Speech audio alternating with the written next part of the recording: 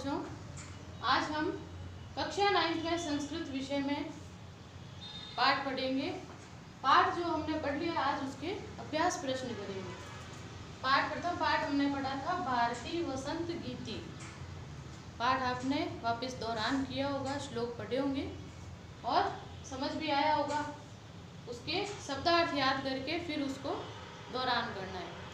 अब इसके हम अभ्यास प्रश्न देखेंगे। तो उसमें देखिए आप इसका पहला प्रश्न, प्रश्नानाम उत्तराणि पूर्ण वाक्येन लिखत। प्रश्नों के उत्तर है वो पूर्ण वाक्य में देने हैं, यानी पूरा वाक्य लिखना है आपको, एक शब्द में नहीं देने।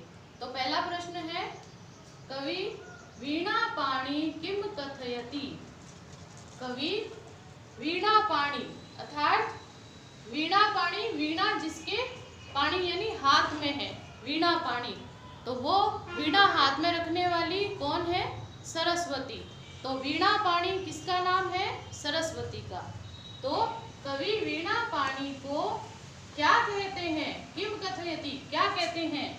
तो जैसा कि हमने इस पाठ में इन श्लोकों में क्या पढ़ा है कि कवि क्या कह रहे हैं? अये वाणी नवीनाम वीणा निनादय। हे सरस्वती, नवीन वीणा को बजाओ। तो बार बार कवि ने प्रत्येक श्लोक में यही बात कही है, हे सरस्वती, नवीन वीणा को बजाओ। तो हमारा उत्तर क्या होगा? अये वाणी नवीनाम वीणा निनादय।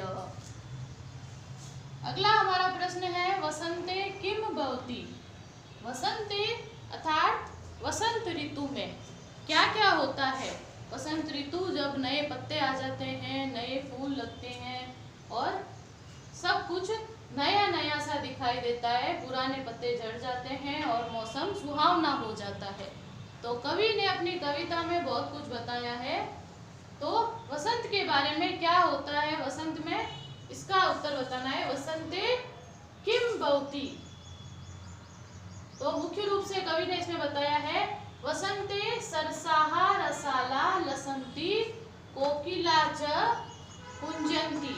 वसंत में रस युक्त रसाला यानी आम सुशोभित होते हैं। वसंत ऋतु में रस युक्त आम सुशोभित होते हैं और कोयल कुंजन करती है, ध्वनि करती है। तो ये वसंत में होता है। अगला हमारा प्रश्न है, सरस्वत्याः वीणां श्रुत्वा किम परिवर्तनम भवतु इति कवे इच्छां लिखत। कवि ने इसमें बताया कि हे सरस्वती, तुम्हारी तेजस्वी और ओजस्वी वीणा की ध्वनि को सुनकर सभी जगह एक नवीन चेतना जागृत हो जाती है। तो प्रश्न में पूछा गया है कि सरस्वती की वीणा को सुनकर क्या परिवर्तन होता है, और कवि ने क्या अपनी इच्छा लिखी है कि क्या क्या परिवर्तन होता है। तो उत्तर है, कवे इच्छा अस्ति, कवि की इच्छा है, सरस्वत्यां वीणा श्रुत्वा, सरस्वती की वीणा सुनकर भारतीय जनानां मनसि, भारतीय लोगों के मन में नव चेतनाया संचार भवतु, यानी भारतीय लोगों के मन में नवीन चेतना का संचार होता है। सरस्वती जो बुद्धि की देवी है, जो विद्या की देवी है, उसकी वीणा को सुनकर सभी लोगों में नवीन चेतना का संचार होता है। अगला प्रश्न देखोगे, कवि भगवती भारती कस्याम नद्या तटे, अर्थात कस्याम यानी कुत्र, कौन सी जगह, कौन सी नदी के तट पर मधु माधवीनाम नताम पंक्तिम अवलोक्य वीणा वादितुम कथयति। कवि भगवती सरस्वती को कौन सी नदी के तट पर, जहाँ पर मधु माधवी नाम, जहाँ पुष्पों के समूह हैं और समूहों की झुकी हुई पंक्तियां हैं, उन्हें देखकर वीणा बजाने के लिए कह रहे हैं। तो कौन सी नदी, प्रश्न हमारा यहाँ है कि कौन सी नदी के तट पर सरस्वती को वीणा बजाने के लिए कह रहे हैं, कौन सी नदी के तट पर पुष्पों की पंक्तियों को देखकर कह रहे हैं। तो उत्तर हमारा होगा, पूर्ण पंक्ति में देना है। तो ऊपर वाला हम लिखेंगे, कवि भगवती भारती, कवि भगवती सरस्वती को कस्या की जगह लिखेंगे यमुना नद्या तटे, यमुना नदी के तट पर। फिर सेम यही आप प्रश्न वाला भाग लिखोगे, कस्या की जगह यमुना नद्या लिख के मधु माधवी नाम नताम पंक्तिम अवलोक्य वीणा वादितुम कथयति। तो आगे वाला आप स्वयं लिख लोगे, यहाँ से मधु माधवी नाम नताम पंक्ति अवलोक्य वीणा वादितुम कथयति, यानी यमुना नदी के तट पर वीणा बजाने का कवि आग्रह कर रहे हैं सरस्वती को। इसी प्रकार दूसरा प्रश्न है हमारा, क स्तंभे पदानि तेषां पर्याय पदानि दत्तानि। आपके पुस्तक में देखोगे क और ख दो स्तंभ दिए गए हैं, एक क और एक दूसरा ख। उसमें आपको मिलान करना है कि क का कौन सा पर्यायवाची ख में कौन से नंबर पे दिया हुआ है, आपको मिलान करना है। और जो इसका ख भाग में है वो उसी के क के सामने लिखना है। तो मैंने सीधा उसके सामने लिख दिया। प्रश्न आपके पुस्तक में दिया हुआ है सरस्वती, सरस्वती का पर्यायवाची है वाणी। आम्रम, आम्रम का है रसालह। पवनः, पवन यानी हवा, जैसा कि आपने हिंदी में भी पढ़ा होगा। पवन, पवन का पर्यायवाची शब्द है समीरः। तटे यानी तीरे, किनारा, तट। भ्रमराणाम अर्थात भंवरे, उसे कहते हैं अली नाम।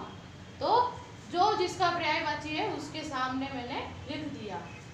अब अगला प्रश्न आपका है, अधोलिखितानि पदानि प्रयुज्य वाक्य रचना कुरुतः। तो इसमें आपके पद दिए हुए हैं, उनका हिंदी अर्थ बताते हुए आपको उस पद से एक वाक्य रचना करनी है। एक पूरी पंक्ति बनानी है, एक वाक्य बनाना है इस शब्द से। तो शब्द हमारा है नीनादय, जैसा कि आपने पाठ में पढ़ा है, नीनादय यानी बजाओ, हे सरस्वती वीणा को बजाओ। तो नीनादय से हिंदी अर्थ हमने लिख दिया बजाओ, और वाक्य बनेगा अय वाणी नवीनाम वीणा नीनादय, हे वाणी सरस्वती नवीन वीणा बजाओ। तो इस प्रकार से ये वाक्य बना। अगला हमारा है पद मंदम मंदम। मंदम मंदम हिंदी शब्द ही है, यानी धीरे धीरे। तो इससे हमारा वाक्य हम बनाएंगे, पवनः मंदम मंदम चलती, वायु धीरे धीरे चलती है। अगला पद है मारुतः। मारुतः यानी वायु। मारुतः से हमारा वाक्य बनेगा मारुतः शीतलः भवति, वायु शीतल होती है, ठंडी होती है। इसके आगे हम मलय पर्वत भी लिख सकते हैं, छोटा वाक्य बना सकते हैं। मलय मारुतः यानी मलय पर्वत से जो स्पर्श करके जो वायु चलती है वह शीतल होती है। मलय मारुतः शीतलः भवति। अगला हमारा शब्द है सलीलम।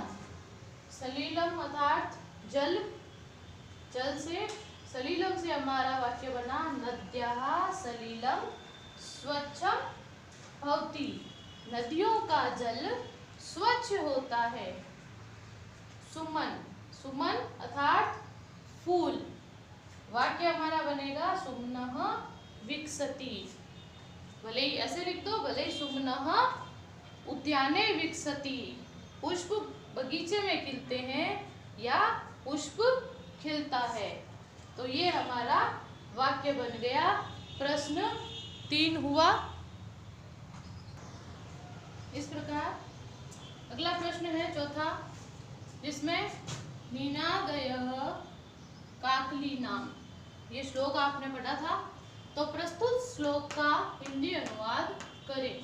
ये सारे मैं करवा चुकी हूँ हिंदी अनुवाद, तो आप इसका प्रसंग लिखते हुए स्वयं अनुवाद करेंगे, और नहीं तो अनुवाद किया हुआ है, सिर्फ प्रसंग लिख लोगे आप और उसको एक बार बिना देखे दोहरान करेंगे। अगला हमारा प्रश्न है, अधोलिखित पदानाम विलोम पदानि लिखत। नीचे लिखे पदों के विलोम पद लिखने हैं। विलोम पद अर्थात उल्टे अर्थ वाले पद लिखने हैं। तो पहला है कठोरम। कठोरम का विलोम पद है मृदुम यानी कोमल, और इसे कोमलम भी लिख सकते हैं, मृदुम का कोमलम। अगला है कटु। कटु यानी कड़वा, जिसका विलोम पद है मधुरम। शीघ्रम। शीघ्रम का मंदम अर्थात धीमी गति से, धीरे धीरे। प्राचीनम यानी पुराना, इसका विलोम पद है नवीनम अर्थात नया। अगला है नीरसः। नीरस रसहीन जो हो, उसका विलोम पद है सरसः। तो इस प्रकार ये आपके अभ्यास प्रश्न हो गए। इनको आप अपनी कॉपी में करेंगे और हिंदी अनुवाद, शब्दार्थ और ये अभ्यास प्रश्न, प्रथम पाठ आपके पूर्ण हुआ। इसका आप कॉपी में करके अभ्यास करेंगे, याद करेंगे। धन्यवाद।